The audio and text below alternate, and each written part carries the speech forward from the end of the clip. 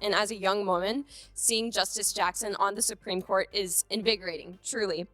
And on Tuesday, it baffled me that you would ask such flagrantly racist questions to this exceedingly well-qualified. A student at Yale walks up to the MIC, clearly aiming for a viral moment, and flat out calls Senator Ted Cruz a flagrant racist to his face. You can tell she thinks she's got him cornered. In her mind, this is the big reveal, the MIC drop moment. But what happens next isn't a shouting match. It's not even a typical back and forth. It's a calm, methodical takedown. Cruz doesn't lose his composure. He doesn't dodge the question. Instead, he flips the entire premise. He responds with a history lesson that completely reframes the accusation, the kind of context that rarely makes it into a 30-second social media clip. What was supposed to be a viral gotcha moment turns into something very different. Instead of exposing him, she ends up walking straight into an argument she clearly wasn't prepared for.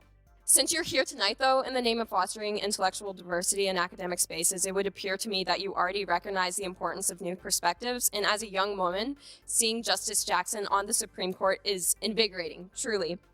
And on Tuesday, it baffled me that you would ask such flagrantly racist questions to this exceedingly well-qualified candidate. Your colleagues in the GOP promised a respectful and dignified hearing for Justice Jackson, and to me, you did not uphold this.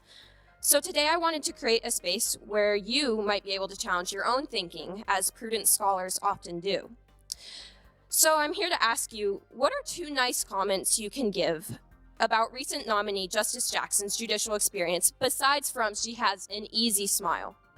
Yeah, you racist. What's the comment?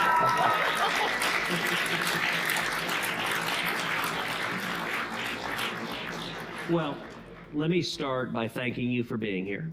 And thank you for asking a substantive, important question.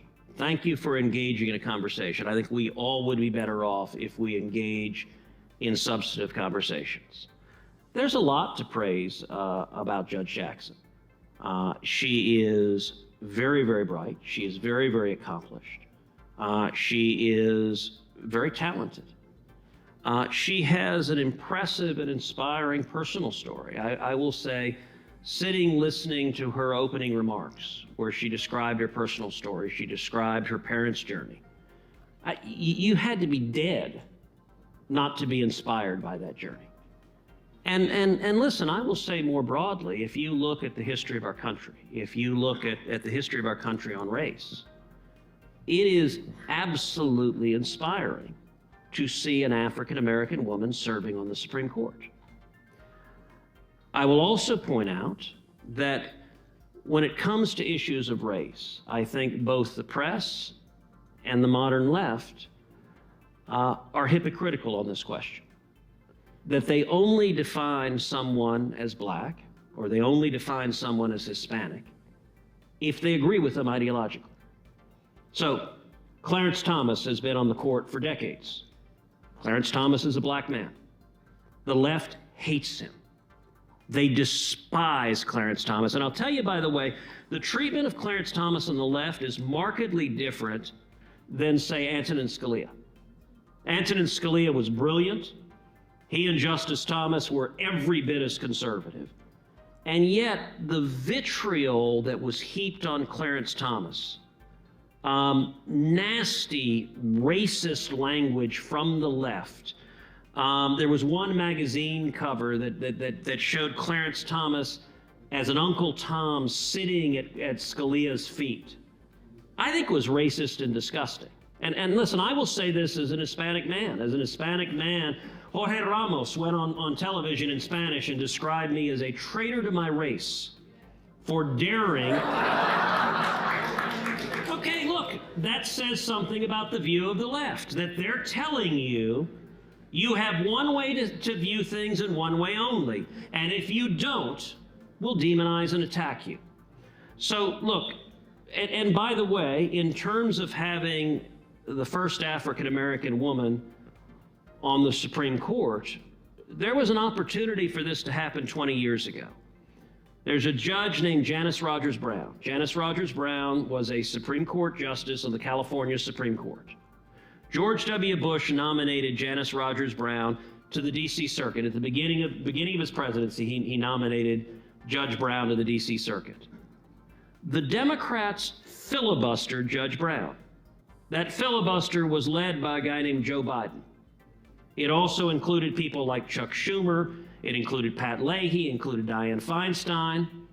The reason they filibustered Judge Janice Rogers Brown is because she was a black woman, but she was also conservative.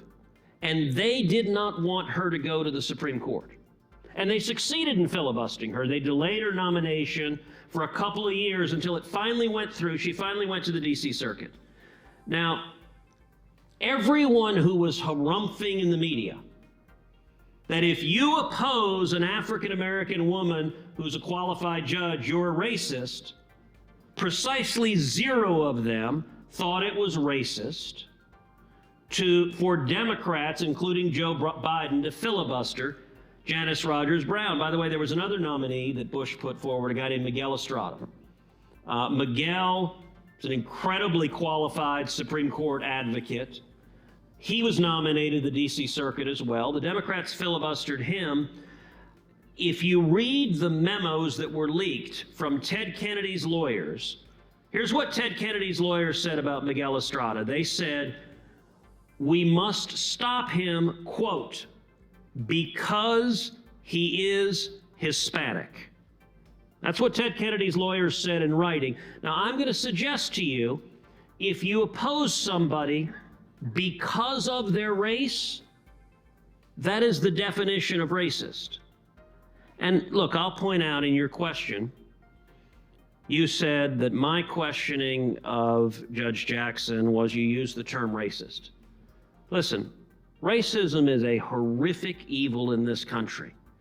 It is also an insult that the left tosses around casually. I would welcome, if you look at the questions I asked Judge Jackson, every single question I asked her concerned her record.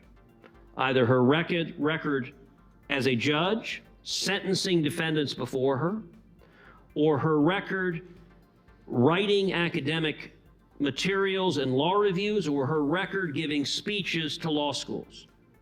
All of that is the job of the Senate in the advice and consent process.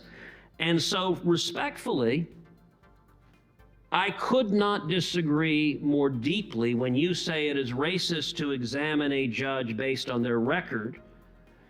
If the Democrats wanted to oppose Janice Rogers Brown because they oppose conservatives, do you think the Democrats were all sexist when they voted party line against Amy Coney Barrett? I'm willing to bet you don't, because she's not a liberal woman. So you can't have it both ways, which is that when a Democratic nominee has a certain characteristic, anyone who opposes them is racist or sexist or what have you. But when a Republican nominee has those characteristics, it's open season and you can go after them full force, and the left is righteous in doing so. The standard should be the same, and I'm going to suggest what the standard should be, is we should examine people based on their actual record and whether and to what extent that record demonstrates they will defend the constitutional rights of all Americans. I think that's what... Right out of the gate, the tone from that student was striking. At an event centered on intellectual diversity, she chose to open not with a policy question or a discussion of legal philosophy, but with a direct accusation calling a sitting U.S. senator racist. It didn't feel like an attempt at dialogue. It felt confrontational, almost performative, as if the goal was a viral moment rather than a genuine exchange. She framed her challenge around Justice Ketanji Brown Jackson, implying that because Senator Ted Cruz is a conservative, he would be unwilling or unable to acknowledge the accomplishments of a black woman on the Supreme Court. It was a sharp setup. But Cruz's reaction is what shifted the dynamic. Instead of bristling or firing back, he stayed calm. He smiled. He even thanked her for the question. That composure alone changed the energy in the room. Then he answered directly, offering multiple compliments about Justice Jackson, describing her as intelligent, accomplished, and inspiring. In doing so, he immediately undercut the premise that he harbored personal animus. From there, He broadened the conversation. Cruz pivoted to what he framed as inconsistencies in how discussions about race and representation play out in politics. He brought up Justice Clarence Thomas, arguing that conversations about diversity often become complicated when ideological differences enter the picture. Whether one agrees with that framing or not, it was a strategic move shifting the focus from a personal accusation to a broader political critique. He also referenced past judicial nomination battles, including figures like Janice Rogers Brown and Miguel Estrada, suggesting that confirmation politics have a long and complicated history that crosses party lines.